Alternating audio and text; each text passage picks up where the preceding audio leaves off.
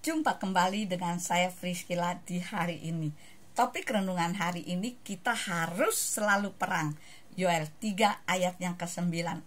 Kabarkanlah ini di antara bangsa-bangsa, persiapkanlah suatu peperangan, bangunkanlah para pahlawan akan mendekat dan akan maju semua prajurit perang. Nah, saudaraku yang terkasih, ketika seseorang memasuki sekolah keprajuritan, di situ akan digembleng sedemikian rupa agar fisiknya menjadi kuat dan terlebih agar mentalnya kuat dan tahan uji.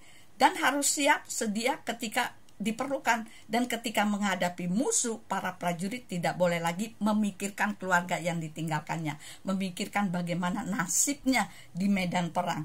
Yang ada adalah bagaimana prajurit siap untuk menghadapi musuh, dan ketika perang maka prajurit harus memakai perlengkapan senjata dan harus waspada. Secara umum, peperangan-peperangan tersebut merupakan gambaran yang konkret antara orang benar di satu sisi melawan dunia dan penguasa di lain sisi, baik dalam gambaran fisik maupun dalam gambaran spiritual. Jika secara alam nyata peperangan antara manusia dengan manusia, dan hal ini kelihatan wujudnya sehingga mudah diamati atau diawasi. Bagaimana dengan peperangan spiritual? Siapa yang saudara lawan?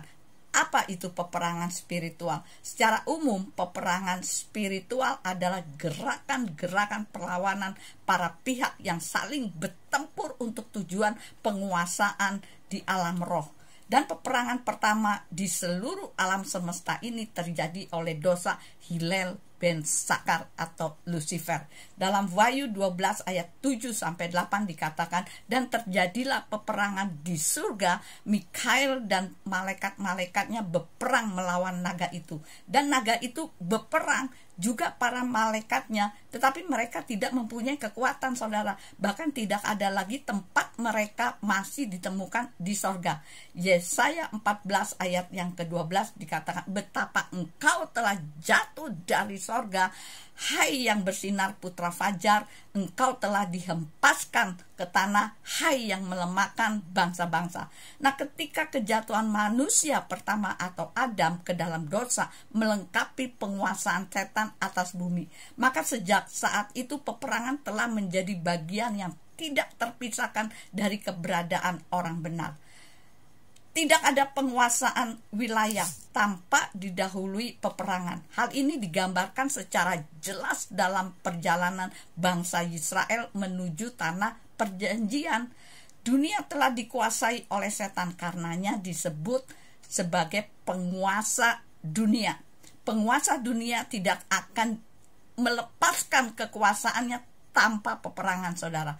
Pemindahan kekuasaan yang tidak terjadi melalui proses biokrasi yang teratur, tetapi melalui penyerangan, pengikatan, dan penyerbuan. Karena musuh masih berjuang untuk pemerintahan bumi sampai Yeshua HaMashiach datang kembali. Wahyu 13 ayat 7-8, pasal 19 ayat 11-21. Untuk itu, saudaraku yang terkasih, pengetahuan peperangan di alam roh mutlak dimiliki oleh setiap individu. Mengenali siapa musuh saudara, hierarki dan strateginya, karena tanpa pengetahuan itu kita hanya akan meninju angin dengan konsekuensinya bahaya, dan akan selalu bersikap takut terhadap keberadaan setan dan kerajaan setannya. Jadi setiap mereka dalam HaMashiach adalah musuh setan.